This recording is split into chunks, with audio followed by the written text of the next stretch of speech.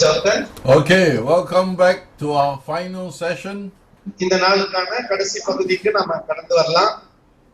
In this third session, I want to deal with the subject of being filled with the Spirit. பரிசுத்த ஆவியானவராலே நிரப்பப்படுதல் என்பதை குறித்து இந்த கடைசி பகுதியிலே நான் பேச விரும்புகிறேன். I made a reference to this earlier in the previous session when we referred to Ephesians 5 verse 18. எபேசியர் 5:18 வசனத்தை கடந்த பகுதியிலேயே நான் சொன்னேன். Where it says, "Do not get drunk with wine, for that is debauchery, but be filled with the Spirit."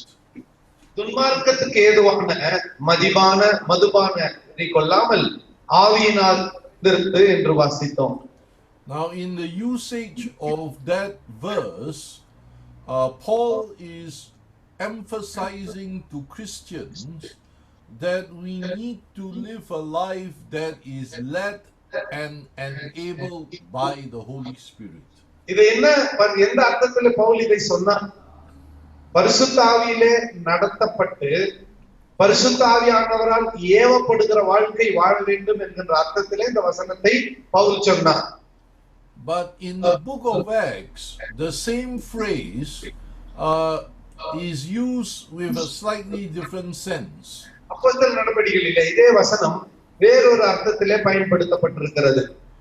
So for example, in Acts chapter 2 verses 1 to 4, when the Holy Spirit came for the first time on the day of Pentecost, the disciples in the upper room were described as being filled with the Holy Spirit.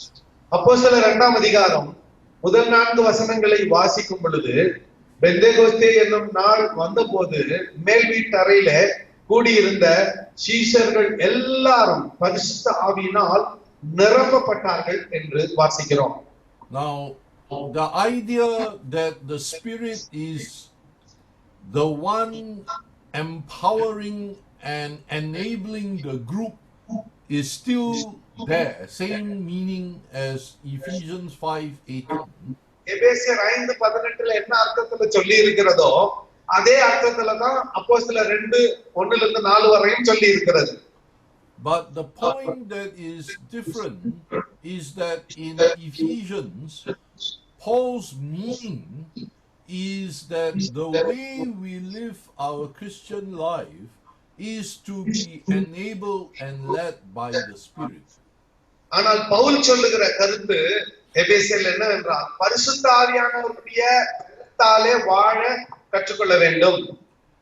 But the way the same phrase is used in Acts, not only in Acts 2 but in other parts of or other verses of Acts, is that it refers to a moment in time when the Spirit comes in power to enable a particular group of Christians in a powerful way.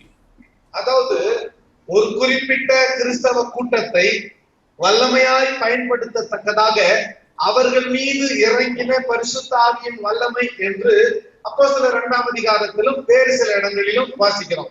குறிப்பிட்ட ஜனக்கூட்டத்தாரின் மீது குறிப்பிட்ட சூழ்நிலையில இறங்கி வந்த பரிசுத்த ஆவியானவர். So the topic here has to do with the power that we need to have from the Spirit in order to live and to serve effectively, efficiently as Christians. கிறிஸ்தவர்களாகிய நாம் ஆக்கப்பூர்வமாக நம்முடைய ஊழியத்திலே செயல்படுவதற்கு இந்த பரிசுத்த ஆவியானவரின் வல்லமை அமோகமாய் நமக்கு தேவைப்படுகிறது. We need the guidance of the Spirit. பரிசுத்த ஆவியானவருடைய வழிகாட்டுதல் நமக்கு தேவை. And we need the empowering of the Spirit. பரிசுத்த ஆவியானவருடைய பலன் நமக்கு தேவை. Now we need God's guidance when we don't know what to do. என்ன செய்ய வேண்டும் என்று கர்த்தருடைய வழிகாட்டுதலும் நமக்கு தேவை. Or we don't know what is right or what is wrong, what is good or what is bad.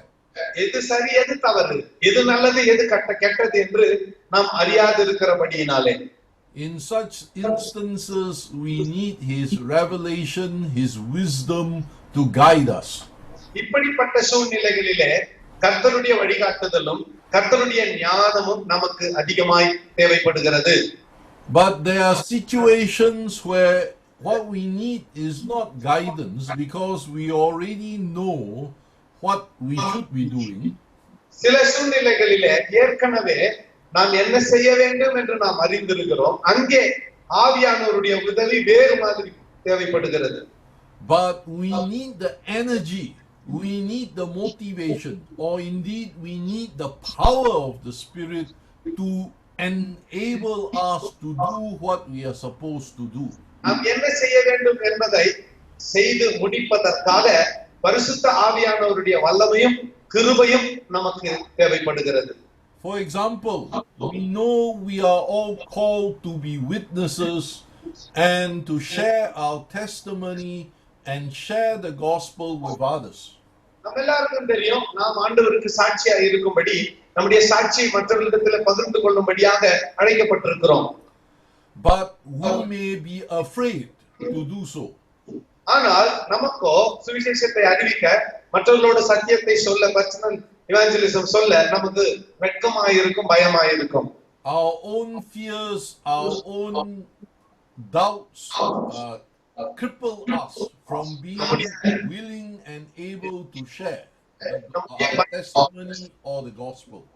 நம்முடைய பயம், நம்முடைய தயக்கமே சுவிசேஷத்தை நாம் அறிவிக்காதபடிக்கு நமக்கு தடையாக நிற்கிறது.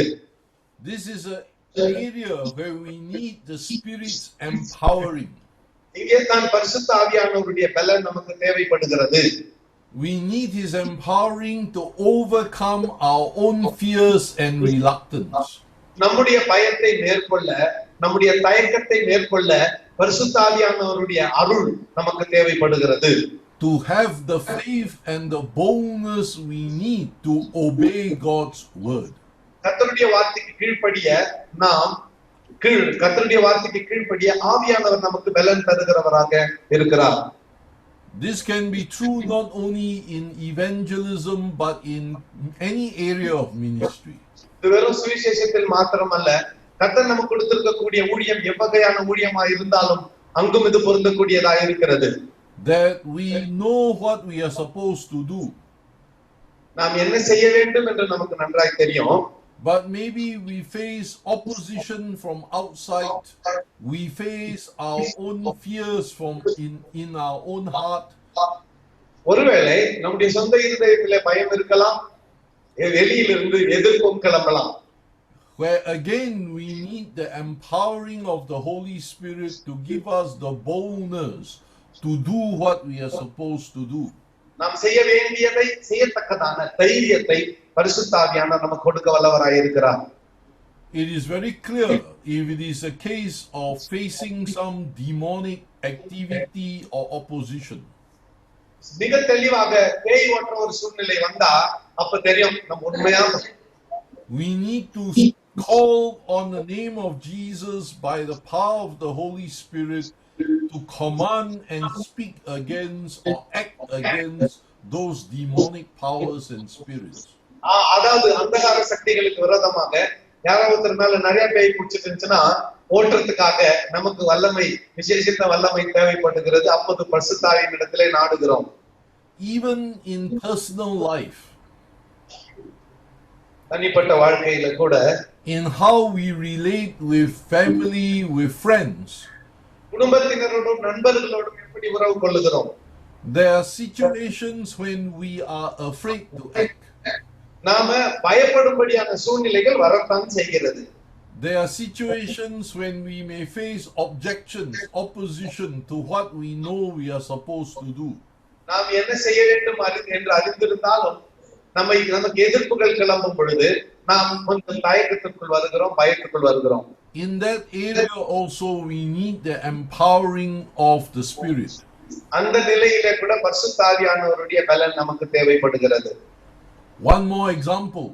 இன்னொரு உதாரணத்தையும் சொல்லுகிறேன். Our devotional life. நம்முடைய தினசரி தியான வாழ்க்கை.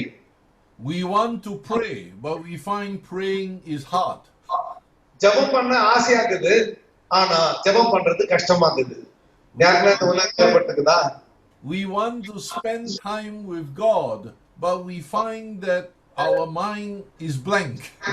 அதாவது ஆண்டவரோட நேரத்தை செலவழிக்க விரும்புறோம், ஆனா அப்படியே இந்த புத்தியில எதுவுமே இல்லாத போயிட்டு இருக்கோம், காலியா போயிட்டு இருக்கோம்.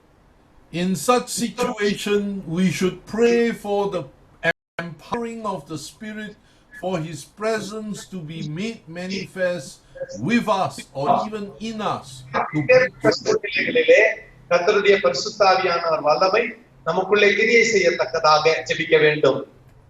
Right, so in all these areas, in virtually in all areas of Christian life, we need the strength, we need the enabling of the Spirit to have the power, to have the energy to do what God wants us to do. கர்த்தர் நாம் என்ன செய்ய வேண்டும் என்று விரும்புகிறாரோ அதை செய்வதற்கு பரிசுத்த ஆவியானவர் நமக்கு சத்துவத்தை கொடுக்க வேண்டும், பலத்தை கொடுக்க வேண்டும், சாராம்சத்தை கொடுக்க வேண்டும். This is the area of being filled with the Spirit. பரிசுத்த ஆவியிலே நிறைந்திருக்கிறதுனா அதுதான் ஊழியத்திற்கான வல்லமையை பெற்றுக் கொள்ளுகிறது. Whether it is in terms of day-to-day matters of living, of ministry, of witness, or where there are occasions where we may face more fear than usual, more opposition than usual, we need the empowering, the filling of the Holy Spirit to give us the breakthrough. நம்முடைய வாழ்க்கையில நமக்கு விடுதலை தரக்கூடிய பரிசுத்த ஆவியானவரை தினசரி வாழ்க்கையிலே, தனிப்பட்ட வாழ்க்கையிலே, ஊழியத்தின் வாழ்க்கையிலே மாத்திரமல்ல, கடினமான சூழ்நிலைகளை சந்திக்கும் பொழுது, அசுத்தாவிகளோடு விரோதமாக ஜெபிக்கும் பொழுது, இப்படி பலதரப்பட்ட சூழ்நிலைகளிலே பரிசுத்த ஆவியானவரின் சத்துவமும் வல்லமையும் நமக்கு தவறாமல் தேவைப்படுகிறது. A good example of empowering is in Acts chapter 4. நல்ல உதாரணம் அப்போஸ்தலர் 4ஆம் அதிகாரத்தில் இருக்கிறது. Let us read from verse 23 to verse 31. 23ஆம் வசனத்திலிருந்து 31ஆம் வசனம் வரை வாசிக்கலாம். Acts 4:23 to 31. அப்போஸ்தலர் 4:23 31 வரை.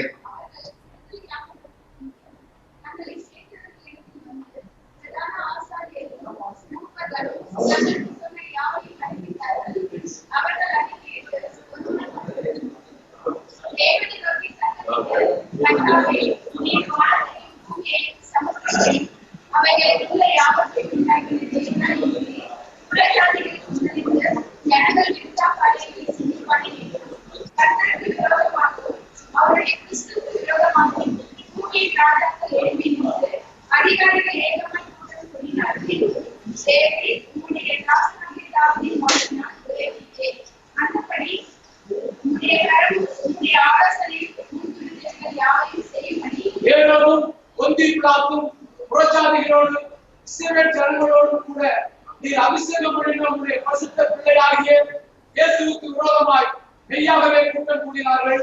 இப்பொழுது கர்த்தாவே, அவர்கள் பயமுறுத்துதலை தேவையை கவனித்து உம்முடைய பரிசுத்த பிள்ளையாகிய இயேசுவின் நாமத்தினாலே அடையாளங்களும் அற்புதங்களும் நடக்கும்படி செய்து பிணியாளிகளை குணமாக்கும்படி உம்முடைய கரத்தை நீட்டி உம்முடைய ஊழியக்காரர் உம்முடைய வசனத்தை முழு தைரியத்தோடு சொல்லும்படி அவர்களுக்கு அனுகிரகம் செய்தவர்கள் என்றார்கள்.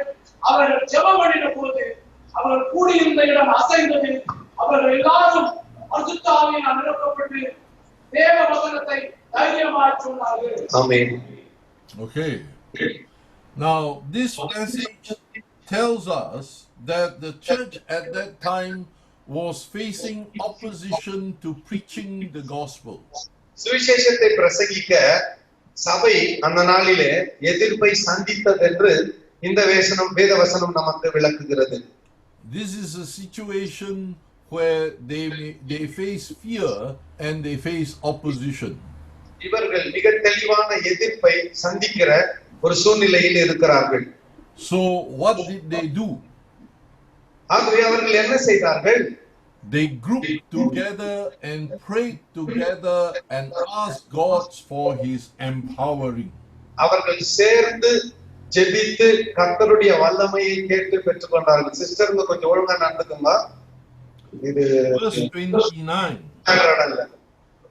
And now, Lord, look upon their threats and grant to your servants to continue to speak your word with all boldness, while you stretch out your hand to heal, and signs and wonders are performed through the name of your holy servant Jesus. இப்பொழுதும் கர்த்தாவே, அவர்கள் பயமுறுத்தல்களை தேவரீர் கவனித்து உம்முடைய பரிசுத்த பிள்ளையாகிய இயேசுவின் நாமத்தினாலே அடையாளங்களும் அற்புதங்களும் நடக்கும்படி செய்து விஞ்ஞானிகளை குணமாக்கும்படி உம்முடைய கரத்தை நீட்டி உம் வசனத்தை முழு தைரியத்தோடும் சொல்லும்படி அவர்களுக்கு அனுக்கிரகம் செய்தரலும் என்றார்கள். This group of disciples know to pray for God's power to be upon them. தங்கள் மீது கர்த்தருடைய வல்லமை வர வேண்டும் என்று இந்த சீஷர்கள் ஜெபிக்க ஆரம்பித்தார்கள். Then from verse 31. 31ஆம் வசனத்துல என்ன பார்க்கிறோம்? And when they had prayed, the place in which they were gathered together was shaken, and they were all filled with the Holy Spirit and continued to speak the word of God with boldness. அவர்கள் ஜெபம் பண்ணின போது அவர்கள் கூடியிருந்த இடம் அசைந்தது. அவர்கள் எல்லாரும் பரிசுத்தாவினால் நிரப்பப்பட்டு தேவ வசனத்தை தைரியமாய் சொன்னார்கள். So this is a very clear example to us of what to do when we are ourselves afraid, or when we ourselves are unmotivated, or when we face opposition against us. We should pray to be filled with the Holy Spirit to continue to do what God wants us to do. நாமே பயந்து போயிட்டு இருக்கிறோம். நமக்கே என்ன செய்யறதுன்னு தெரியல. இப்படி எதிர்ப்பான சூழ்நிலைகள் வரும்பொழுது என்ன செய்வது? ஆண்டவரை நோக்கி விண்ணப்பம் பண்ணி, ஆண்டவரே உடைய வல்லமையினாலும் உடைய கிருபையினாலும் உடைய தயவினாலும் என்னை நிரப்பி தைரியமாய் திருவசனத்தை பிரசங்கித்தக்கதாக எனக்கு பலத்தை தாரும் என்று சொல்லி ஆண்டவரிடத்திலே வேண்டுதல் செய்ய வேண்டும். Right. So here I hope we can understand what it means to be filled with the Spirit, and that it is something we can pray for when we find that we have need of more power and enabling from God. ஆகவே எப்பொழுதெல்லாம் நமக்கு பலன் தேவையோ, எப்பொழுதெல்லாம் விசேஷித்த கிருபை தேவையோ, அப்பொழுதெல்லாம் கர்த்தரிடத்திலே வேண்டி ஜெபித்து பெற்றுக்கொண்டு தைரியமாக சுவிசேஷத்தை பிரசங்கித்தக்கதாக ஒரு விசேஷித்த வல்லமை வேண்டும் என்கின்ற அந்த நிலைதான் பரிசுத்த ஆவியானவராலே நிரப்பப்படுகிற நிலை. Now, in more recent times, there have been some debate about whether water baptism and Spirit baptism, or being baptized with the Holy Spirit, means the same thing or they are different things. சமீப காலமாக சபைக்குள்ள, உலக அளவுல சபைகளுக்குள்ள ஒரு வாக்குவாதம் வந்திருக்கிறது. அது என்னன்னா, தண்ணீர்ல மூழ்கி பெறுகிற ஞானஸ்நானமோ பரிசுத்த ஆவியானால் பெறுகிற ஞானஸ்நானம் ரெண்டும் ஒன்னா வேற வேறவா அப்படிங்கிற ஒரு வாக்குவாதம் வந்துட்டு இருக்குது இப்போ. So there are churches that differentiate between being baptized in water or by water and being baptized with the Spirit. அநேக சபைகள் ஆவியிலே அபிஷேகம் பெறுவது அல்லது பரிசுத்த ஆவியினாலே ஞானஸ்நானம் பெறுவது வேற, தண்ணீரிலே மூழ்கி ஞானஸ்நானம் பெறுவது வேற என்று ரெண்டையும் பிரித்து பார்க்கிற நிலைமையில இருக்கிறார்கள். Now I think the best way always to deal with such matter is to come to look closely at what the Bible actually teaches us. இப்படிப்பட்ட சூழ்நிலை வரும் பொழுது வேதம் நமக்கு என்ன சொல்லுகிறது என்று வசனத்தின் ஆதாரத்தின்படி அங்கே கவனமாய் பார்க்கிறது தான் சாலச் சிறந்ததாக இருக்கும். Now what I want to highlight is that in the New Testament there is only one Christian baptism. புதிய ஏற்பாட்டிலே ஒரே கிறிஸ்தவ ஞானஸ்நானத்தை குறித்து தான் சொல்லி இருக்கிறது. Now, one Christian baptism comes by joining of three different what you may call actions or teachings that we find in the New Testament. புதிய ஏற்பாட்டிலே நாம் காணக்கூடிய மூன்று வித்தியாசமான உபதேசங்களின் அடிப்படையிலே கொடுக்கப்படுகிற ஒரே ஞானஸ்நானம். They come from the baptism that John the Baptist practiced. யோவான் ஸ்நானகர் ஜனங்களுக்கு கொடுத்து வந்த அந்த ஞானஸ்நானம். They come from the baptism of Jesus by John the Baptist. யோவான் ஸ்நானகனாலே இயேசுநாதர் பெற்றுக்கொண்ட அந்த ஞானஸ்நானத்தின் சாராம்சம். And it comes from the teaching that Jesus baptizes with the Holy Spirit.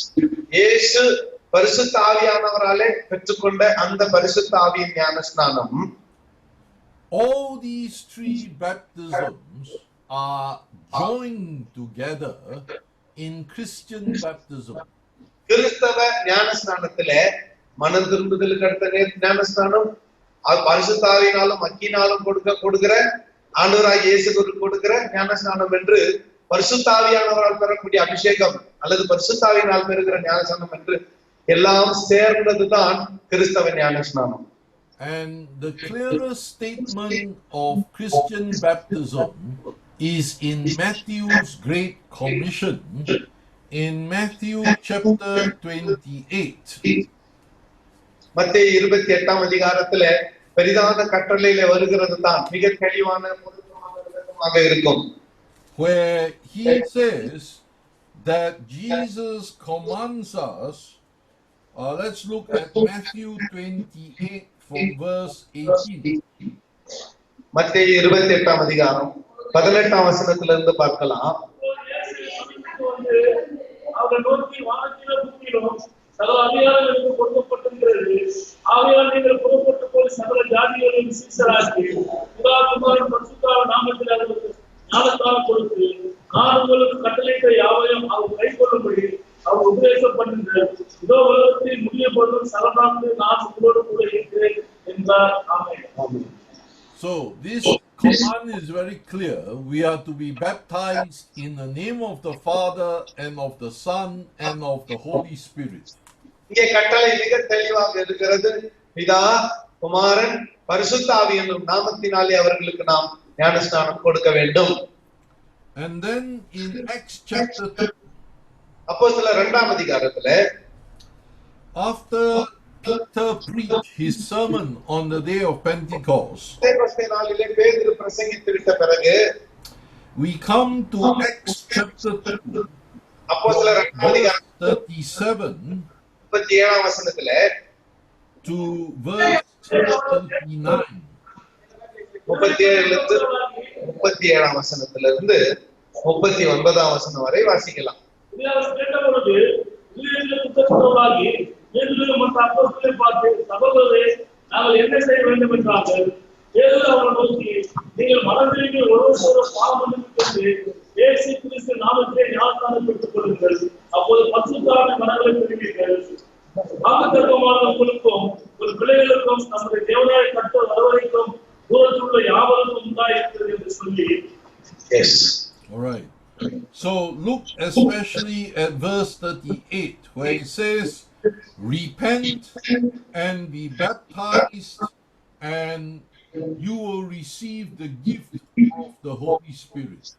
இங்கே 38ஆம் வசனத்துல மனம் திரும்பி பாவ மன்னிப்புக்கென்று இயேசுவின் நாமத்தினாலே ஞானஸ்நானம் பெற்றுக்கொண்டு பரிசுத்த ஆவியின் வரத்தை பெற்றுக்கொள்ளுங்கள்.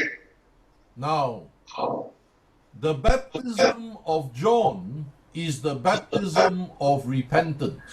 யோவான் கொடுத்த ஞானஸ்நானம் மனம் திரும்புதலுக்கு அடுத்த ஞானஸ்நானம். And it is the first step in Christian baptism. கிறிஸ்தவ ஞானஸ்நானத்திலே மனம் திரும்புதலுக்கு அடுத்த ஞானஸ்நானம் முதல் படியாய் இருக்கிறது. Before anyone can be baptized as a Christian, that person must repent of his or her sin. ஒரு நபர் கிறிஸ்தவனாய் மாறுவதற்கு முன்னால, அதாவது ஞானஸ்நானம் பெறுவதற்கு முன்னாலே தன் பாவங்களை அறிக்கை செய்து அதற்காக மனஸ்தாபப்பட்டு விட்டுவிட வேண்டும். and turn to Christ. கிறிஸ்துவின் பக்கமாய் திரும்ப வேண்டும். That is the baptism of John. அதுதான் யோவான் சொன்ன மனம் திரும்புதலுக்கு அடுத்த ஞானஸ்நானம். The baptism of repentance. மனம் திரும்புதலுக்கு அடுத்த ஞானஸ்நானம். If you don't repent, you can't be baptized. If you don't repent, you can't be baptized. மனம் திரும்பாவிட்டால் ஞானஸ்நானம் பெற முடியாது. Then Jesus himself was baptized by John in the Jordan. யோர்தான் நதியிலே இயேசுவே யோவானிடத்தில் ஞானஸ்நானம் பெற்றுக்கொண்டார். And when he came out of the water, the Spirit of God came on him like a dove. அவர் தண்ணீரிலிருந்து வெளியே வந்த பொழுது பரிசுத்த ஆவியானவர் புறாவை போல ரூபம் கொண்டு அவர் மீது வந்து இறங்கினார். Now we might ask, Jesus has no sin, so why is he being baptized? நீங்க கேட்கலாம், இயேசுநாதர் பாவமே செய்யலையே, அவர் என்னத்துக்கு ஞானஸ்நானம் பெற்றுக்கொண்டார்னு? Well, that's a good question.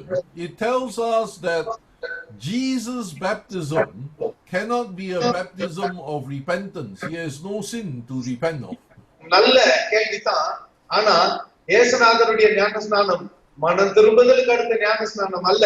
காரணம் என்னவென்றால் அவருக்குள் எந்த பாவமும் இல்லை.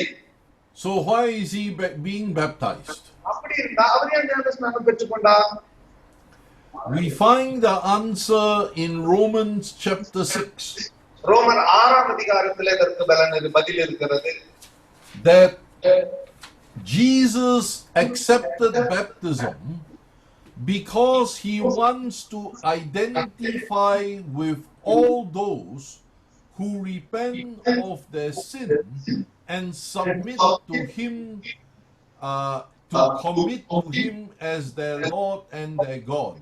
யாரெல்லாம் தங்கள் பாவத்துக்காக மனஸ்தாபப்பட்டு மனம் திரும்பி இயேசுவை சொந்த இரட்சகராய் ஏற்றுக்கொள்கிறார்களோ அவர்களோடு தன்னை இணைத்துக் கொள்வதற்காக இயேசுவும் ஞானஸ்நானத்திலே கடந்து போனார்.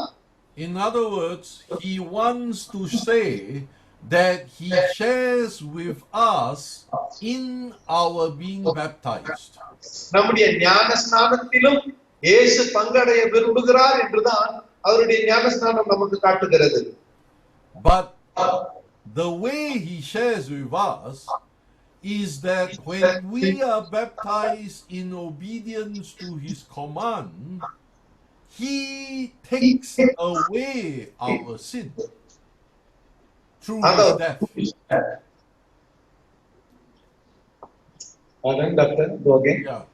He takes away our sin through his death, and he gives us new life as we are born again in him. அவருக்குள் நாம மறுபடியும் பிறக்கும் பொழுது அவர் பாவத்தை நம்மை விட்டு விலக்கி புதிய ஜீவனை நமக்குள் கொடுக்கிறார். In New Testament time, the common practice of how one is baptized is by immersion. புதிய ஏற்பாட்டின்படி ஒருவர் தண்ணீரிலே மூழ்கி ஞானஸ்நானம் பெற்றுக்கொள்வதுதான் இருக்கிறது. When you go into the water, you die to sin.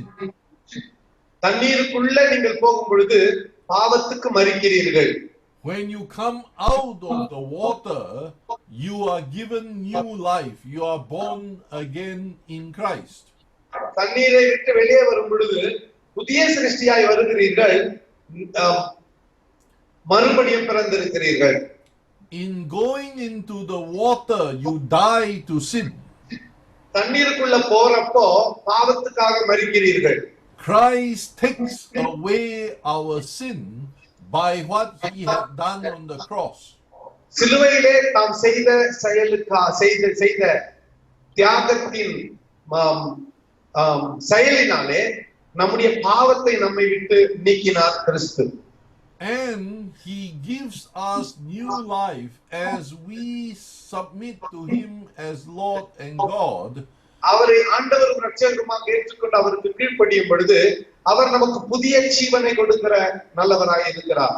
So that we are born again to live a life free of sin but submitted to God. பாவமில்லாத வாழ்க்கை வாழ, கர்த்தருக்கு ஒப்படைக்கப்பட்ட வாழ்க்கை வாழ நமக்கு ஒரு புதிய ஜீவனை கொடுக்கிறார். So in that way, Jesus meets with us and identifies with us through our being baptized in him, and we pass our sins to him to take it away from us, and he gives to us eternal life.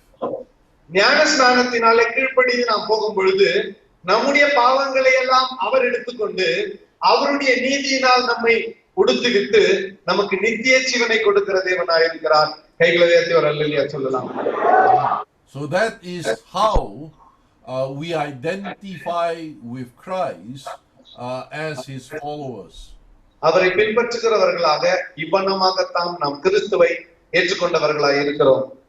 The third baptism is that Jesus is the one who baptizes with the Holy Spirit.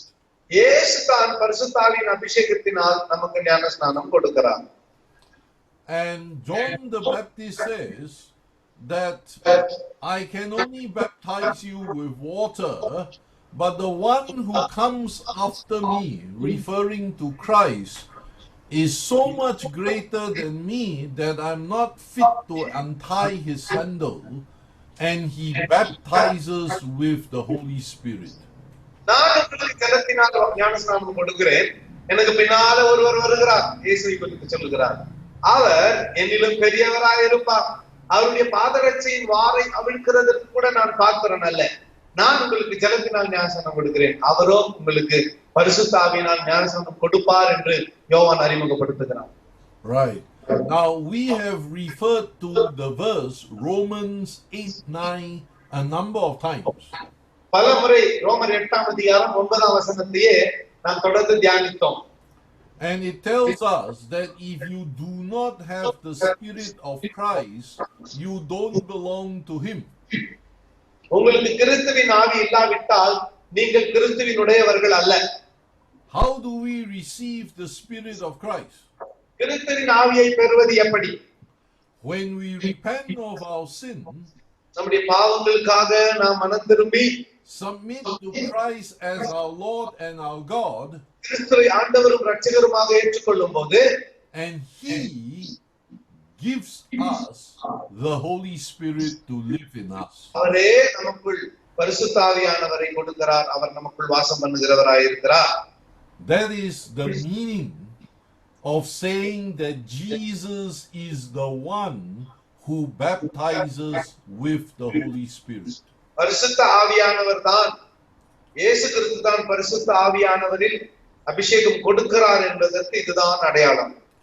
So based on what I've just explained from scripture, வசனத்திலிருந்து நான் உங்களுக்கு விவரித்து சொன்ன இந்த விளக்கத்தின்படி we cannot split up repentance from identifying with Christ. We cannot split up identifying with Christ with his giving us the Holy Spirit. They are all joined together as one Christian baptism. மனம் திரும்புதலையும் ஞான ஸ்நானத்தையும் கிறிஸ்து கொடுக்கக்கூடிய நித்திய ஜீவனையும் ஒவ்வொன்றையும் பிரித்து பிரித்து பார்க்க முடியாது. இவைகள் எல்லாம் ஒன்றான செயலாய் இருக்கிறது. So once we are baptized as a Christian, we are baptized in the name of the Father and of the Son and of the Holy Spirit. This one baptism is for the whole of our Christian life.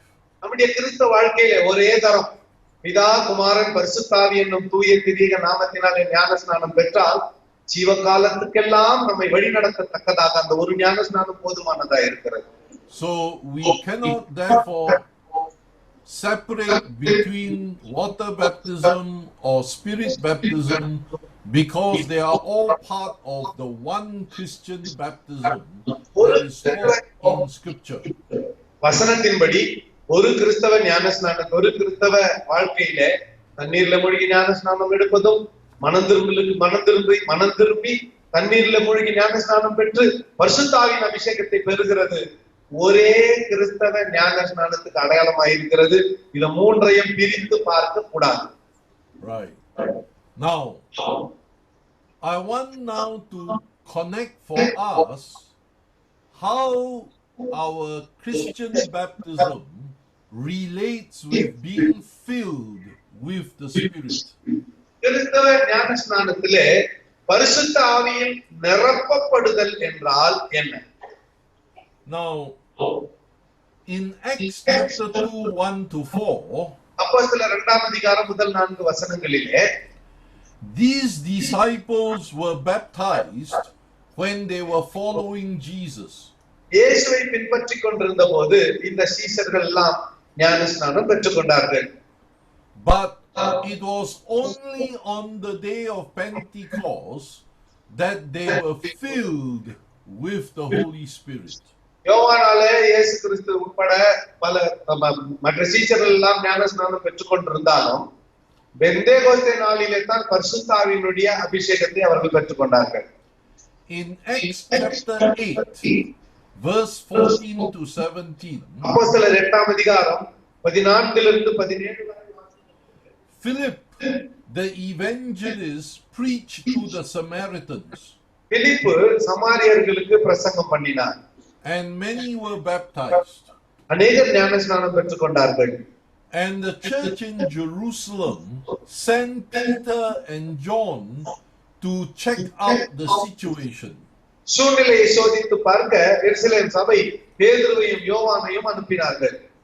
Because they were not sure whether these people truly received the same gospel as them.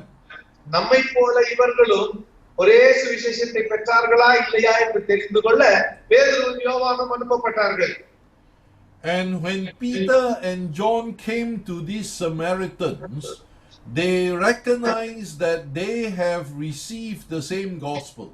பேதுருவும் யோவானும் இந்த சமாரியர்களிடத்திலே வந்து பார்த்தபோது அதே சுவிசேஷத்தை தான் இவர்களும் பெற்றிருக்கிறார்கள் என்பதை கண்டுபிடித்தார்கள். So they laid their hands on them and prayed for them. ஆகவே அவர்கள் மீது கைகளை வைத்து அவர்களுக்காக ஜெபிக்க ஆரம்பித்தார்கள். And they were filled with the Holy Spirit. அப்பொழுது அவர்கள் பரிசுத்த ஆவியினால் நிரப்பப்பட்டார்கள். Here then we have another situation. இன்னொரு சூழ்நிலையும் இங்கே வருகிறது, ஏற்படுகிறது. Acts chapter 10 verses 44 to 48. அப்போஸ்தலர் 10ஆம் அதிகாரம் 44 இலிருந்து 48 வரை. Peter was led by the Spirit to preach to the household of Cornelius. This is the first group of Gentiles that he was sent to preach to. அதாவது கொர்நேலிய வீட்டிலே புறஜாதியார் கூடி வந்திருக்கிறார்கள். அந்த புறஜாதியாருக்கு சுவிசேஷத்தை அறிவிக்கும்படியாக பேதுரு அனுப்பப்படுகிறார். முதல் முறை பேதுரு போய் புறஜாதியாருக்கு சுவிசேஷத்தை அறிவித்தது கொர்நேலிய வீட்டில தான். So while he was still preaching, அப்படி அவர் பிரசங்கித்துக் கொண்டிருந்த போது they were filled with the Holy Spirit. புறஜாதியாரும் பரிசுத்த ஆவியானவரால் நிரப்பப்பட்டார்கள். And Peter, seeing that they were filled with the Holy Spirit, பரிசுத்த ஆவியிலே நிரப்பப்பட்டதை பேதுரு கண்டு asked that they be baptized. இவர்கள் ஞான ஸ்நானம் பெற வேண்டும் என்று கேட்டுக்கொண்டார். So notice this difference. இங்க இருக்கிற வித்தியாசத்தை பாருங்க. In Acts chapter 2, 1 to 4, அப்போஸ்தலர் 2ஆம் அதிகாரம் 1 இலிருந்து 4 வரை, in Acts chapter 8, 14 to 17, அப்போஸ்தலர் 8 14 இலிருந்து 17 வரை, these disciples were filled with the Spirit after they were baptized. இந்த ரெண்டு உதாரணத்துல, அதாவது எருசலேம்ல சமாரியாவுல முதல்ல தண்ணீர்ல ஞான ஸ்நானம் பெற்றுக்கொண்ட பிறகு பரிசுத்த ஆவியின் அபிஷேகத்தை பெற்றுக்கொண்டார்கள். ஆனால் in Acts chapter 10, 44 to 48, அப்போஸ்தலர் 10 44 48 வரை வரும் பொழுது they were filled with the Holy Spirit before they were baptized. புறஜாதியாரோ முதல்ல பரிசுத்த ஆவியின் அபிஷேகத்தை பெற்றுக்கொண்டு அப்புறம் ஞானஸ்நானத்தை பெற்றுக்கொண்டார்கள். Then let's look at Acts chapter 19 verses 5 to 6. அப்போஸ்தலர் 19ஆம் அதிகாரத்துக்கு வரும் 5ஆம் 6ஆம் வசனங்களுக்கு வரும்போது, Paul was in Ephesus and he found some disciples of John the Baptist. அங்கே பவுல் எபேசு பட்டணத்துக்கு வருகிறார். யோவானின் சீஷரில் சிலரை அங்கே காண்கிறார். And he asked them whether or not they have been baptized. Into what he asked them into what baptism were they baptized? Pavul அவர்களை பார்த்து நீங்கள் எவ்வகையான ஞானஸ்நானத்தை பெற்றுக்கொண்டீர்கள் என்று கேட்கிறார். And they said that they were baptized into John's baptism. யோவான் கொடுத்த ஞானஸ்நானத்தை பெற்றுக்கொண்டோம் என்று பதிலளிக்கிறார்கள். And so Paul explained to them that John's baptism calls them to repentance, but they need to be baptized into Christ. அங்கே பவுல் சொல்லுகிறார், யோவானின் ஞானஸ்நானம் இவர்களை மனம் திரும்புதலுக்காக வழி நடத்தினது, இவர்களோ கிறிஸ்துவின் நாமத்தில் ஞானஸ்நானம் பெற வேண்டும். And then he laid his hands on them, அவர்கள் மீது கைகளை வைக்கிறார். and then they begin to speak with tongues and prophesy. அவங்க அந்நிய பாஷை பேசி தீர்க்கதரிசனம் உரைக்க ஆரம்பிக்கிறார்கள். So in other words, these people were filled with the Holy Spirit when they were baptized. இவர்களோ ஞானஸ்நானம் பெறும் பொழுதே பரிசுத்தாவின் அபிஷேகத்தை பெற்றுக்கொண்டார்கள். And in Luke 11:9 to 13, லூக்கா 11:9 13 வரை வாசிக்கும்போது that passage tells us that if we ask and seek and knock, the Lord knows how to give the Holy Spirit to those who ask it of Him. தமிழத்திலே வேண்டிக் கொள்ளுகிறவர்களுக்கு பரிசுத்த ஆவியை கொடுப்பது அதிக நிச்சயம் அல்லவா என்று லூக்கா அங்கே எழுதுகிறார். So what I'm pointing to is this. நான் இங்கே குறித்து சொல்லுவது என்னவென்றால், there is only one Christian baptism. ஒரே கிறிஸ்தவ ஞானஸ்நானம் மட்டும் தான் உண்டு. But being filled with the Holy Spirit is an act of the Holy Spirit that has to do with His presence and His empowering. பரிசுத்த ஆவியானவருடைய நிரப்பப்படுதல் அவருடைய வல்லமையை பெற்றுக் கொள்வதற்காக, ஊழியத்திற்கான அவருடைய சத்துவத்தை பெற்றுக் கொள்வதற்காகத்தான் பரிசுத்த ஆவியானவரால் நிரப்பப்படுதல் தேவைப்படுகிறது. It is not the same as being baptized. ஞானஸ்நானம் பெறும்போது பரிசுத்த ஆவியின் வரத்தை பெற்றுக்கிறோமே, அது வேற. விசேஷித்த செயலுக்காக பரிசுத்த ஆவியின் அபிஷேகத்தால் நிரம்புறது வேற. But it is something that the Spirit will do for the believers when they are baptized, or even before they are baptized, or even after they are baptized. அதாவது ஆண்டவர் பரிசுத்த ஆவியானவர் தமக்கு விருப்பமானபடி ஞானஸ்நானம் பெறதுக்கு முன்னால, ஞானஸ்நானம் பெறும் பொழுது, ஞானஸ்நானம் பெற்ற பிறகு எப்பனா பரிசுத்த ஆவியானவரை கொடுப்பாரு, இப்பதான் கொடுப்பாருன்னு ஒரு நிச்சயம் கிடையாது. Each time that you find Peter preach by the Holy Spirit, each time someone like Philip and others were led by the Spirit to preach, they are described as being filled or led by the Spirit. அதாவது எப்பெல்லாம் பேதுரு பிரசங்கித்தாரோ, பிலிப்பு போன்றவர்கள் எல்லாம் பிரசங்கித்த போது அவர்கள் பரிசுத்த ஆவியினால் நடத்தப்பட்டு ஏவப்பட்டு பிரசங்கித்தார்கள் என்று வேதத்தில் குறிக்கப்பட்டிருக்கிறது. In other words, being filled with the Spirit is not tied to baptism, but it is something that the Spirit may do at any time for the believer to be empowered by His enabling to do what He wants them to do in the name of Jesus. இயேசுவின் நாமத்தினாலே ஏதாவது செய்ய வேண்டும் அல்லது ஒரு காரியம் நடக்க வேண்டும், ஒரு பிசாசு துரத்தப்பட வேண்டும், ஒரு விடுதலை கிடைக்க வேண்டும் என்றால் அதற்காக ஜெபிக்கிறவர்கள் பரிசுத்த ஆவியினாலே நிரப்பப்பட்டு ஜெபித்தால் விடுதலை கிடைக்கும் அல்லவா? அது பரிசுத்த ஆவியினால் நிரப்பப்படுதல். ஆனால் ஞானஸ்நானம் பெறும் பொழுது நமக்கு பரிசுத்தாவின் அபிஷேகம் கிடைக்கிறது. இது ரெண்டும் வெவ்வேறான காரியங்கள். Right? So, being filled with the Holy Spirit is a manifestation of the Spirit's presence and power, because when you are filled, you can feel it, you can hear it, or you can see it. பரிசுத்த ஆவியானவரால் நிரப்பப்படுதல் என்று சொன்னால் ஏதோ ஒரு காரியம் வெளிப்படுவதற்காக பரிசுத்த ஆவியானவரால் நிரப்பப்படுகிறோம். அந்த உணர்வை நாம் பார்க்க முடியும், உணர முடியும், அதை நம்மால கேட்க முடியும். But this empowering is not tied to baptism. இந்த பரிசுத்த ஆவியானவரால் நிரப்பப்படுவதற்கும் ஞான ஸ்நானத்திற்கும் சம்பந்தம் இல்லை.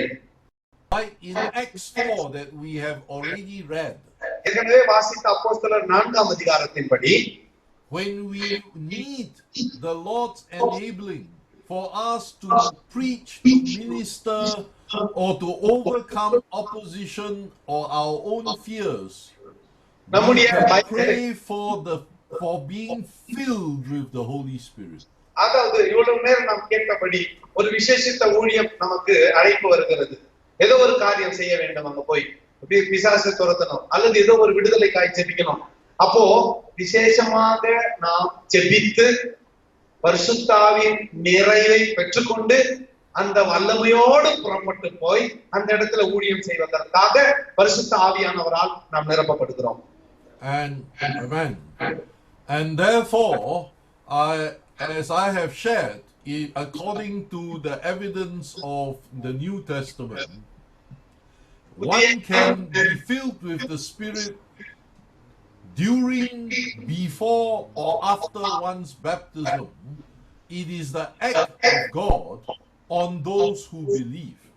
ஆகவே இவளோட நான் பகிர்ந்து கொண்டது ஞான ஸ்நானத்துக்கு முன்னால, ஞான ஸ்நானத்தின் போது, ஞான ஸ்நானத்துக்கு பிறகு எப்பொழுதாவது கர்த்தர் ஒரு மனிதனை பரிசுத்த ஆவியானவராலே அபிஷேகிக்கலாம், அது வேற.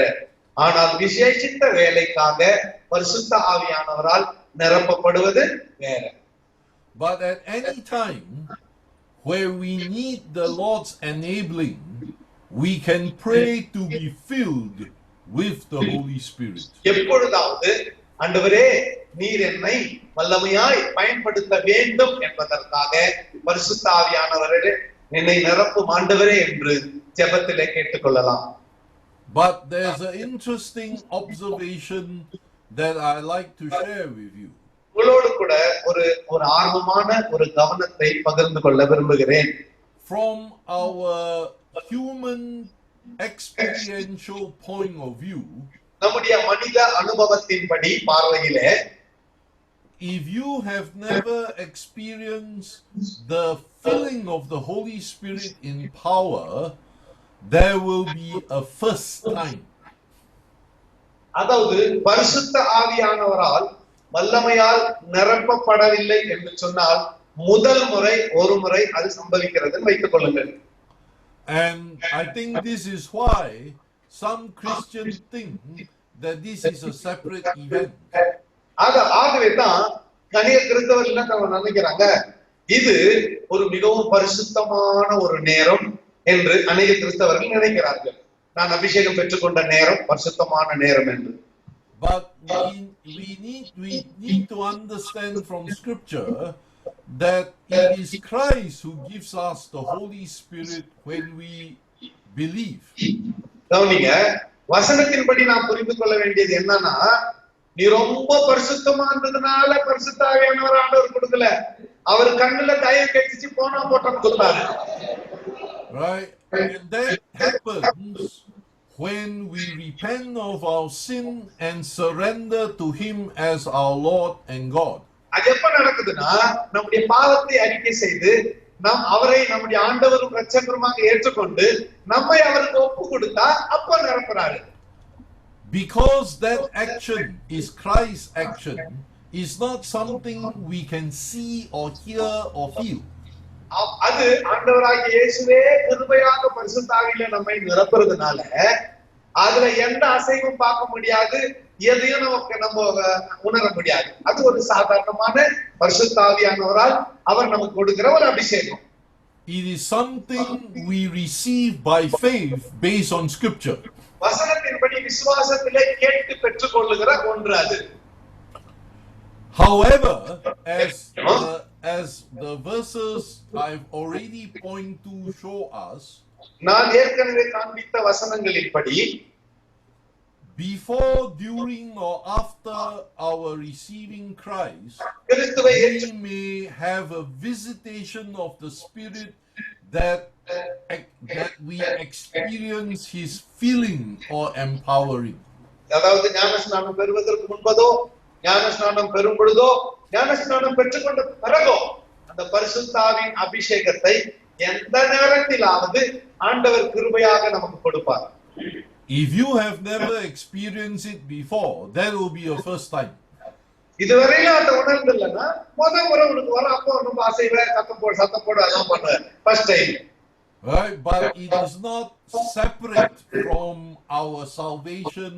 It is not separate from our Christian life. It is part of it. அது ரொம்ப அப்படியே ஓவர ஆக்ட் எல்லாம் கொடுக்காத. உன் கிறிஸ்தவ வாழ்க்கைக்கும் உன்னுடைய ரட்சிப்புக்கும் உன்னுடைய ஞானஸ்நானத்துக்கும் மனம் திரும்புதலுக்கும் சம்பந்தமான ஒரு விஷயம் அது. ஆகவே அதை ரொம்ப மேன்மைப்படுத்தி ஓகனெல்லாம் பில்ட் பண்ணாத.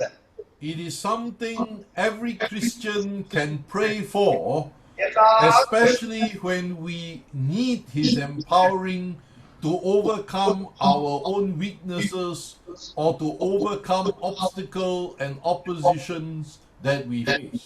நம்முடைய வாழ்க்கையில வரக்கூடிய எதிர்ப்புகள், சோதனைகள், பிரச்சனைகள் இவைகளை சமாளிக்கத்தக்கதாக விசேஷமாய் ஜெபிக்கும் பொழுது விசேஷமாய் அவர் நம்முடைய வல்லமையினால் நிரப்புறாரு. உனக்கு மட்டும்தான் அது கெட்டுச்சுன்னு நினைச்சுக்காத. எல்லா கிறிஸ்தவர்களுக்கும் விசுவாசிகளுக்கும் உரிமை உண்டு அதுல. Right, so we should understand that this is part of God's grace for us, that by the Spirit He can so fill and empower us, not just once, but whenever we need Him. ஒரே முறை மாத்திரல்ல, எப்பெல்லாம் நமக்கு தேவையோ அப்பொழுதெல்லாம் அவர் நம்முடைய கிருபையினாலே நம்மை அவருடைய வல்லமையினாலே நிரப்பி பரிசுத்தாவின் அபிஷேகத்தினால் வழி நடத்துகிற தேவனாய் இருக்கிறார். Amen. So if we then know to ask this empowering, this filling from the Lord, and receive and exercise His empowering in our lives, that is also how we come to live a spirit-filled life. இப்படிதான் அவரிடத்திலே வல்லமை பெற்றுக்கொண்டு, அவரிடத்திலே பாவ மன்னிப்பை பெற்றுக்கொண்டு, அவரிடத்திலே சத்துவத்தை பெற்றுக்கொண்டு, பரிசுத்த ஆவியின் அபிஷேகத்தினாலே தினசரி நம்முடைய வாழ்க்கையை வெற்றி வாழ்க்கையாய் மாற்றிக்கொள்ள முடியும். Amen. Right.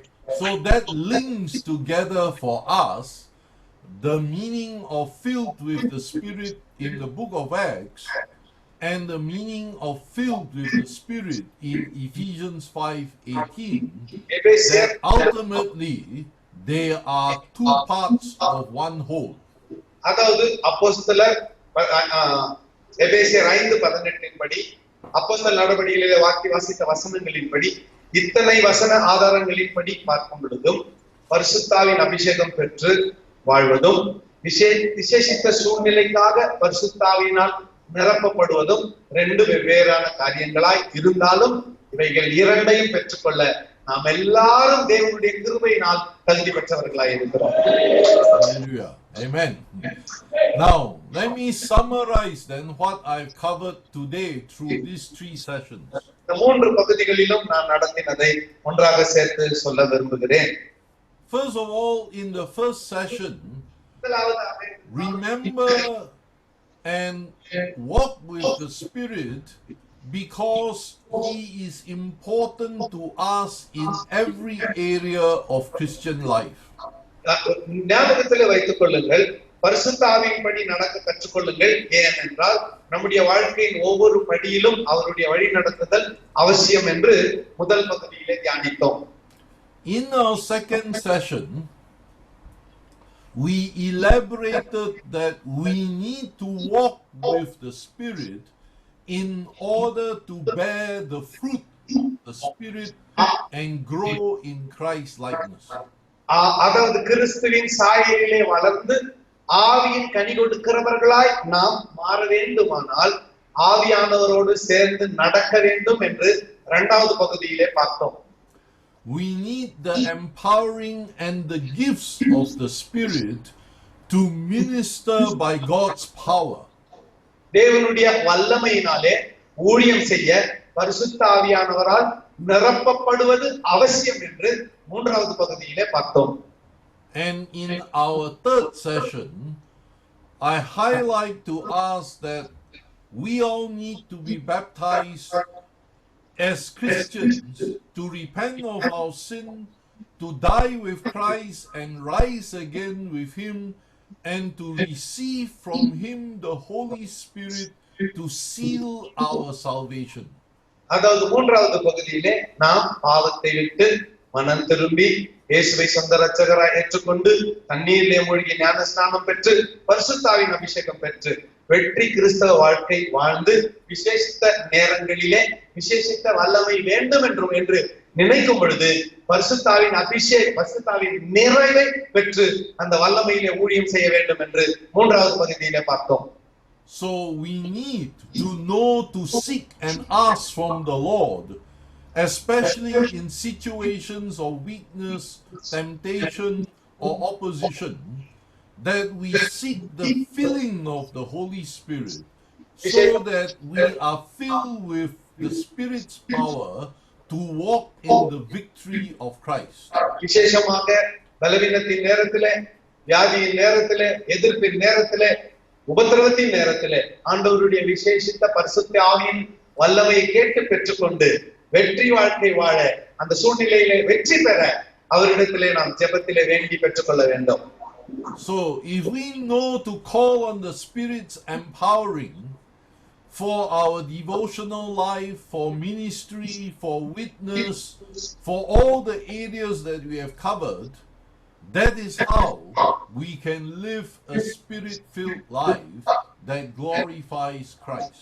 கிறிஸ்துவை மகிமைப்படுத்தத்தக்கதாக ஆவியிலே நிரப்பப்பட்ட வாழ்வை வாழ்வதற்கு ஒவ்வொரு நிலையிலும் அவரிடத்திலே கிருபையாக பரிசுத்தாவின் வரத்தை கேட்டு நாம் பெற்றுக்கொள்ள வேண்டும்.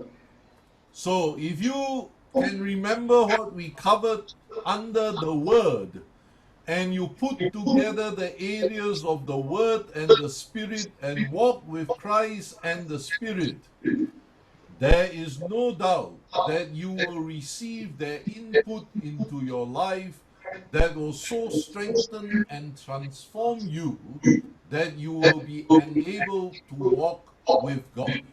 Okay, முன்னதாக கடந்த முறை நீங்க இந்த மாதிரியான ஒரு லைவ் ப்ரோக்ராம் வந்தபோது வசனத்தின் ஆதாரத்தில் நடப்பது எப்படி என்று நான் உபதேசித்த அதை ஞாபகத்தில் வைத்துக் கொண்டு இன்று சொன்ன பரிசுத்தாவின் வல்லமையினால் நடப்பது என்று எப்படி என்கின்ற இதை இரண்டையும் ஒன்று சேர்த்து பார்த்தால் உங்கள் கிறிஸ்தவ வாழ்க்கையில் உங்களுக்கு தோல்வியே வராது, எப்பொழுதும் வெற்றி தான் செய்யலாம்.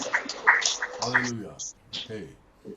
So I'll close my presentation here, and we turn the time over to questions that you may have, and I'll do my best to answer them to help you. இதோட நான் எத்தனித்த பாடம் நிறைவு பெறுகிறது. இப்ப உங்களிடத்துல ஏதாவது கேள்விகள் இருந்தால் அந்த கேள்வியை நான் பெற்றுக்கொள்ள விரும்புகிறேன். பதில் சொல்ல முயற்சிக்கலாம். Any questions? Yes.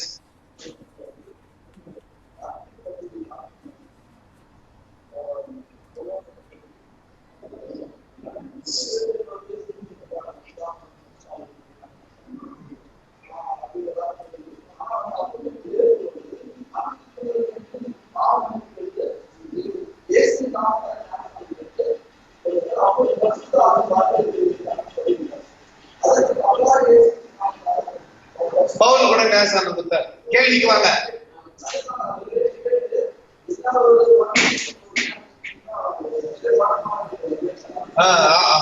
Only Jesus பிரச்சனை சொல்றீங்க.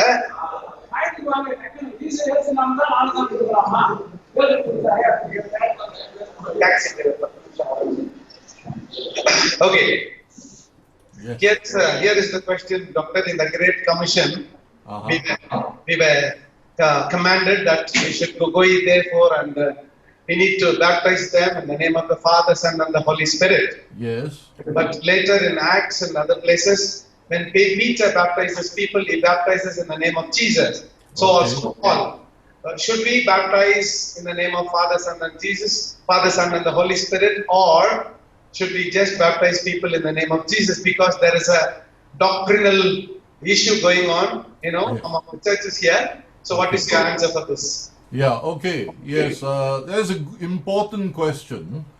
Yeah, First of all, the Great Commission is an explicit statement of how we should baptize people. அதாவது மத்தேயுல சொல்லப்பட்டிருக்கிறபடி எப்படி ஞானஸ்நானம் கொடுக்கணும் அப்படிங்கிறதுக்கான விளக்கம் அங்கே இருக்கிறது.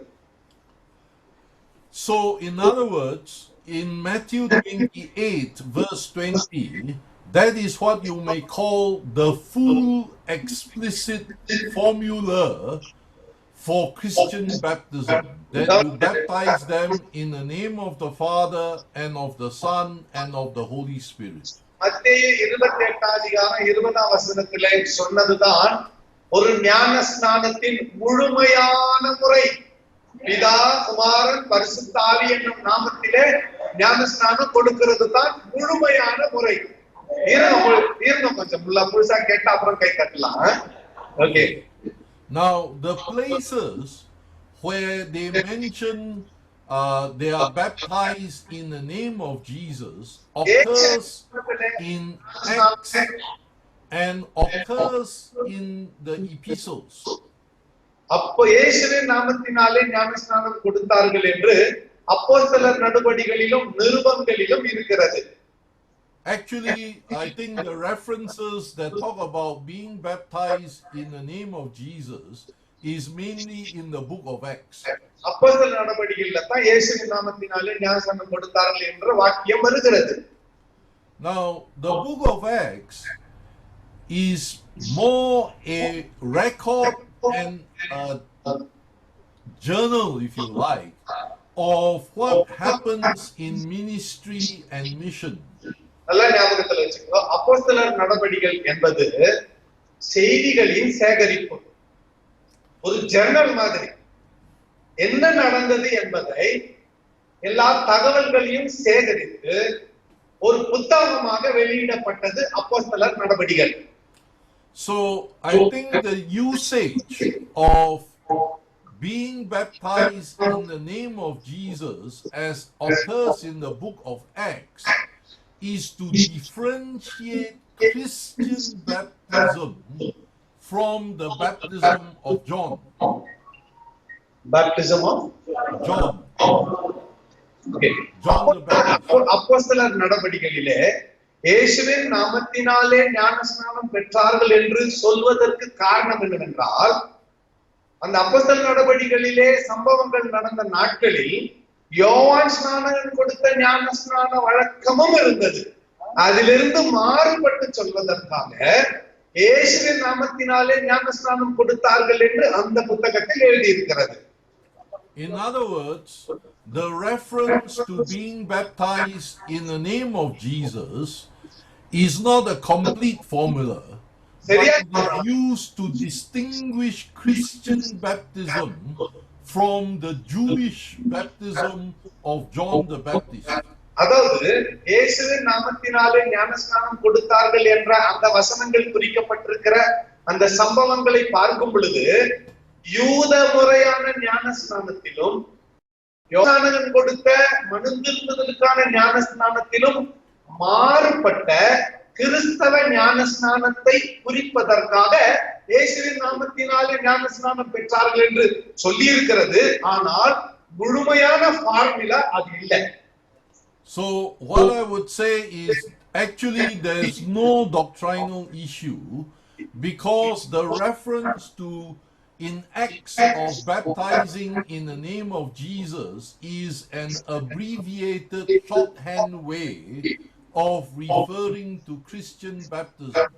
அங்கே is in Matthew's Great Commission that the full formula of Christian baptism is explicitly stated. அதாவது சட்ட ரீதியாக கட்டளையின் ரீதியாக அப்போஸ்தலர் 28 சொல்லப்பட்டிருக்கிற பிதா குமாரன் பரிசுத்தாவி நாமத்தினாலே ஞானஸ்நானம் கொடுப்பதுதான் நிர்ணயிக்கப்பட்டது. ஆனால் அப்போஸ்தலர் நடவடிக்கைகளிலே எழுதும் பொழுது சுருக்கமாக சில கருத்துக்களை எழுதி தகவல்களை சேகரித்து முடித்தார்கள். அதனுடைய விளைவுதான் இயேசுவின் நாமத்தினாலே ஞானஸ்நானம் பெற்றார்கள் என்று சொல்லி யோவான் ஞானஸ்நானத்தையும் இந்த ஞானஸ்நானத்தையும் வித்தியாசப்படுத்தி காட்டுவதற்காக அப்படி பயன்படுத்தினார்களே தவிர ஞானஸ்நானம் கொடுக்கிற முறை மத்தேயு 28 படி தான் கொடுக்க வேண்டும். So, if I phrase it another way, வேறொரு விதத்திலே சொல்ல வேண்டுமானால், what Luke wants to say is that you need to be baptized as a Christian, not just John's baptism. கவனிங்க, ரொம்ப சுருக்கமா சொல்லலாம். When you are baptized as a Christian, you are baptized in the name of the Father and of the Son and of the Holy Spirit. இந்த கிறிஸ்தவ ஞானஸ்நானத்திலே யோவான் கொடுத்த மனம் திரும்புதலே ஞானஸ்நானத்தை நீ பெறல, பிதா குமாரன் பரிசுத்தாவி நாமத்தினாலே ஞானஸ்நானம் பெற்று விட்டாய். It is not a statement that you cannot be baptized in the name of the Father, you cannot be baptized in the name of the Spirit, you can only be baptized in the name of Jesus. That's not its meaning. இயேசுவின் நாமத்தினால் மாத்திரம் ஞானஸ்நானம் கொடுக்கணும் என்றோ, பிதாவின் நாமத்தினாலும் பரிசுத்தாவின் நாமத்தினாலும் ஞானஸ்நானம் கொடுக்கலாகாது என்றோ அப்போஸ்தலர் நடவடிக்கையிலே சொல்லப்படவில்லை. It is a way of saying you need to be baptized as a Christian.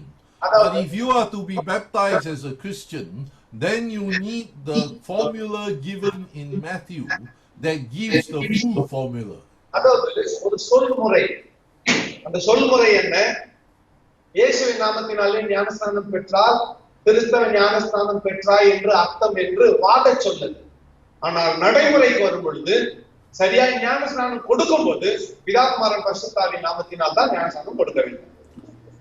Earlier in my presentation, I said that salvation is the work of the Holy Trinity. முன்னதாகவே நான் சொன்னேன், ஆரம்பத்திலே சொன்னேன், ரட்சிப்பு திருத்துவ தேவனின் வேலை. வேற இயேசுநாதர் பண்ணல, 3 பேரும் பண்ணாங்க. If the Father did not choose to save us, no one will be saved. Christ would not have come. கவனிங்க, நம்ம ரட்சிக்கணும்னு பிதா மனசு வச்சில்லைன்னா இயேசுநாதர் அனுப்பி இருக்க மாட்டாரு, நம்ம ரட்சிக்கப்பட்டே இருக்க மாட்டோம். அப்ப பிதா முக்கியம். If Christ didn't come to die and rise again, nobody can be saved. இயேசுநாதர் வந்து சிலுவையில மரித்து அடக்கம் பண்ணப்பட்டு உயிர் தர மாட்டேன்னு சொல்லிட்டு இருந்தா நம்ம ஒருத்தரும் ரட்சிக்கப்பட்டிருக்க மாட்டோம். But if Christ doesn't give us the Holy Spirit to live in us, then the person cannot receive what Christ has done on the cross. நமக்குள்ளே வாழ பரிசுத்த ஆவியானவரை கிறிஸ்து நமக்கு கொடுக்கலனா அந்த ஆவியானவர் கிறிஸ்துவை நமக்கு அறிமுகப்படுத்தி இருக்க மாட்டார், ஒருத்தனும் ரட்சிக்கப்பட்டிருக்க மாட்டோம். So doctrinally, the Bible is very clear. You need to be saved by the Father, the Son, and the Holy Spirit. That is the formula stated in Matthew. அதாவது வேதத்தின்படி மிக தெளிவாக இருக்கிறது. நீ ரட்சிக்கப்பட பிதா முக்கியம், குமாரன் முக்கியம், பரிசுத்த ஆவியானவர் முக்கியம். இதைத்தான் மத்தேயுல ஆசிரியர் எழுதி வைத்திருக்கிறார். All right, so hopefully that's clear enough. Another question. தெளிவாயிடுச்சுன்னு நினைக்கிறேன். ஒரே ஒரு கேள்வி, நம்ம நேரத்தை கருத்தில் கருதி ஒரே கேள்வி, லாஸ்ட் கேள்வி. S,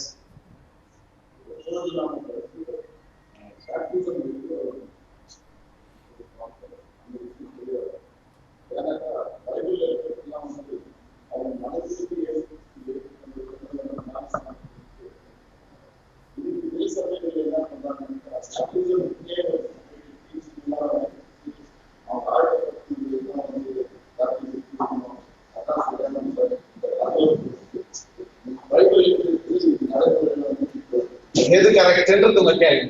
Good. We understood from your teaching today on several occasions that when as soon as people are saved in places they were baptized immediately. Right. As soon as they have repented from their sins. But in our practical church life, we have baptism classes, and we go through a period, and then we give baptism. In practically we see this, which is correct in these two. Okay. There's no doubt that in the New Testament, people are baptized as soon as they confess, as soon as they repent of their sin and receive Christ as Lord.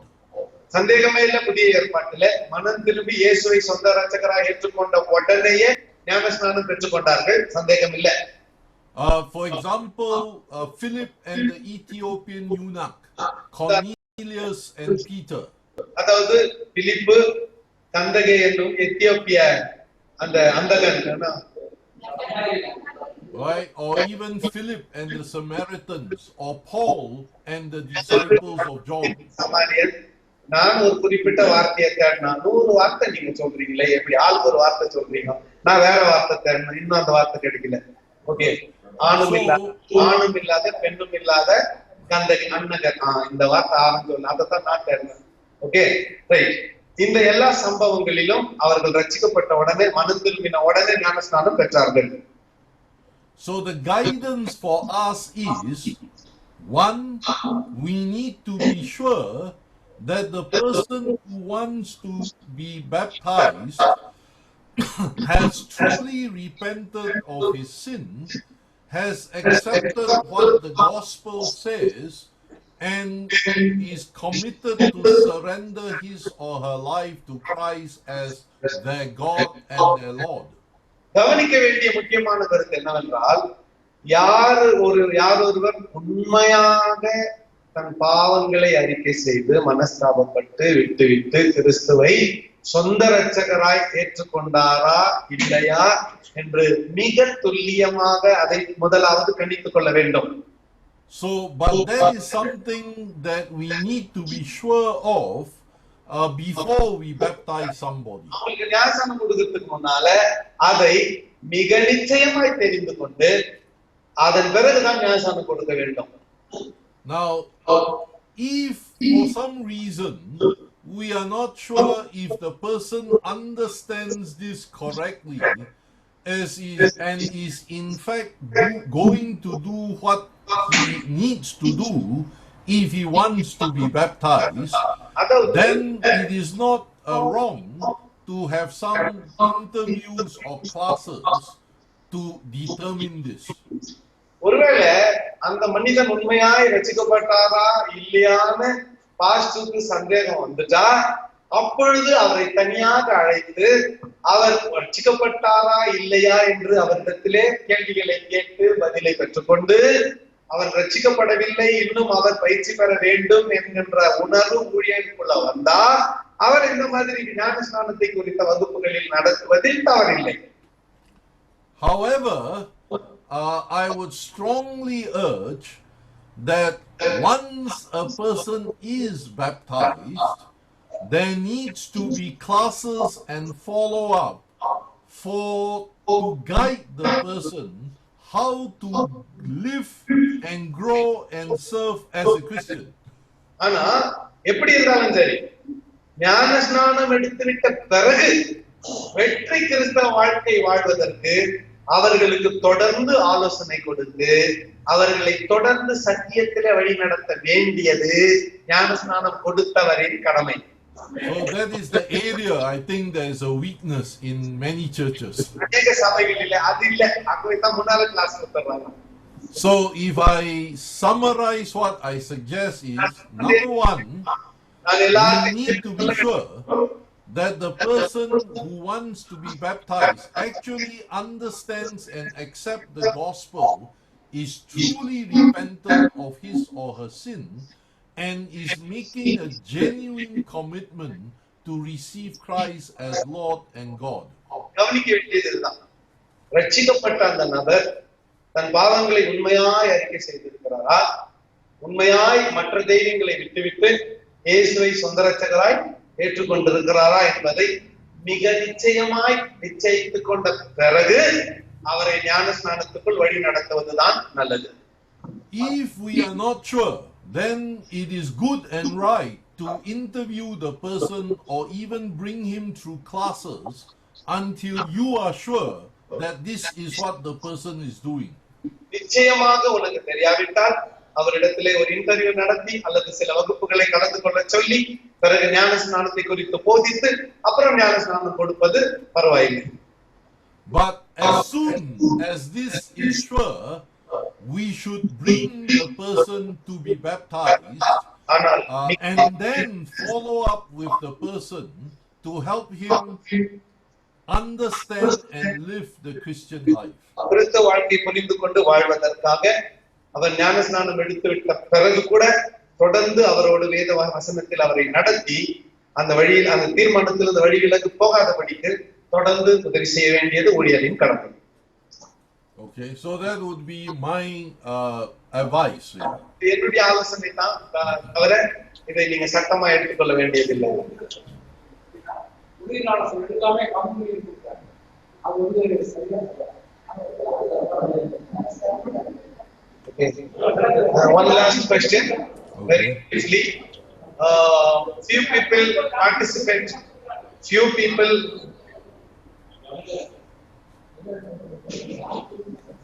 உங்களுக்கு எல்லாம் தெரிந்த பதில் அவர் கேட்க தோணவா? அப்ப கம்மன் இருந்தோம். அவர் கேட்ட கேள்விக்கு பதில் தெரிந்தா? தெரியல தானே, சும்மா இருக்கும். Few places people allow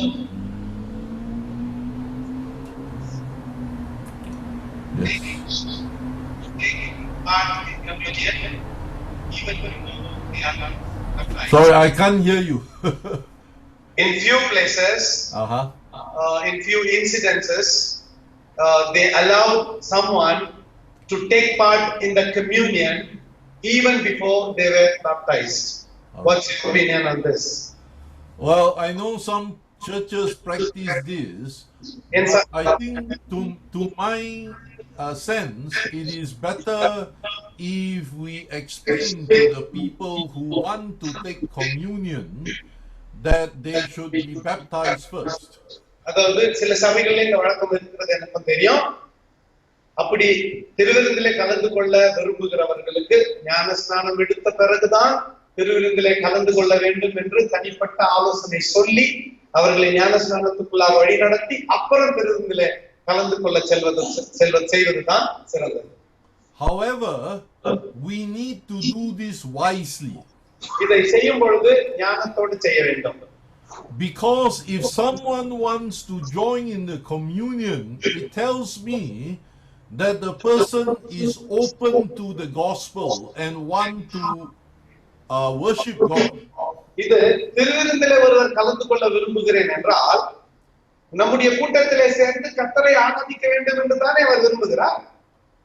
So I won't tell him, stop, don't go away. உடனே அவசரம் நீ வர துருவம் அப்படி சொல்லாம that will be, I think, very foolish for us to do. தாழ்தனமான செயலா இருக்கும். அவங்க திரும்பி சர்ச்சுக்கு வர போறதுல பக்கத்து சர்ச்சுக்கு போயிடுவாங்க. I would explain to him that communion is for those who have already made a commitment to Christ. Do you want to make a commitment to Christ? அப்போ அவங்க கிட்ட போய், ஐயா, திருவிருந்து என்பது ஏற்கனவே தண்ணீர்ல மூழ்கி ஞானஸ்நானம் பெற்றவர்களுக்கு இருக்கிற ஒன்று. நீங்கள் இந்த திருவிருந்திலே கலந்து கொள்ள விரும்பினால் நீங்களும் ஞானஸ்நானம் உங்களுக்கும் பெற்ற பிறகு உங்களுக்கு கொடுப்போம் என்று ரொம்ப அருமையாக சொல்ல வேண்டும். If he says yes, bring him to a baptism interview and get him baptized, then he can join the communion. திருவிருந்தை நிறுத்திட்டு அவர் தண்ணி கிட்ட கூட்டிட்டு போய் அவருக்கு ஞானஸ்நானம் கொடுத்துட்டு கூட்டிட்டு திருவிருந்தில கலந்துக்க வைங்க. ஏன்னா அந்த ஆத்மா ரட்சிக்கப்படுறது ரொம்ப முக்கியம். That is the right way to welcome them to join in the communion. திருவிருந்திலே அவர்களை அழைத்துக் கொள்வதற்கு இதுதான் சிறந்த வழி. Thank you very much, Doctor, for taking your time, and it was such a blessing. And we will continue to pray for the mission work, not just in Singapore, around the world, and let God take its roots all over the world. And we will continue to pray for you. Maybe I request you to lead us in prayer. All right. Thank you for your good attention and taking the time to listen and to learn. Yes, let's pray together before the Lord. Yes. ஆண்டவருக்கு முன்னால சேர்ந்து ஜெபிக்கலாம். Heavenly Father, we thank you for this time that in you we share together your word by your Spirit. பிதாவே, இந்த நேரத்துக்காக உமக்கு நன்றி சொல்கிறோம். ஆவியானவர் உதவி கொண்டு உம்மிலே வசனத்தை தியானிக்க நீர் தந்ததற்காக ஸ்தோத்திரம். Above all, Lord, we pray that you help all of us here to walk with your Spirit together with walking with Christ. எல்லாவற்றுக்கும் மேலாக கிறிஸ்துவோடு சேர்ந்து ஆவியானவரோடும் சேர்ந்து நாங்கள் நடக்க எங்களுக்கு துணை புரிந்தருளும். So that all the blessings you want to give us through your word, through the Spirit, will be fully active and bear fruit in us and through us. உம்முடைய வசனத்தின் வாயிலாகவும் நீர் கொடுக்க விரும்புகிற சகல சத்தியங்களையும் நாங்கள் பெற்றுக்கொண்டு ஆவியானவர் துணை கொண்டு எங்கள் மூலமாகவும் எங்களை கொண்டும் நீர் கிரியை செய்வீராக. Lord, let your grace and your presence abide with each and all, and help us not only to live what we have learned, but to pass it on to our fellow workers, our church members, that they also may receive from you, and that your kingdom will grow in us and through us for your highest glory. In Jesus' name we pray. நாங்கள் கேட்ட வார்த்தைகள் எங்களுக்கு மாத்திரமல்ல, நாங்கள் யாரோடு சேர்ந்து ஊழியம் செய்கிறோம் அவர்களுக்கும் நாங்கள் இதை சொல்லி அவர்கள் போய் மற்றவர்களுக்கு இதை அறிவித்து எங்களை கொண்டும் எங்கள் மூலமாக உம்முடைய வேத வசனம் நிறைவேறத்தக்கதாக எங்களை பயன்படுத்திக் கொள்ளும். இயேசுவின் நாமத்தில் ஜெபிக்கிறேன் பிதாவே. ஆமென். God's blessing. கர்த்தருடைய ஆசீர்வாதங்கள். Bye bye. Thank you.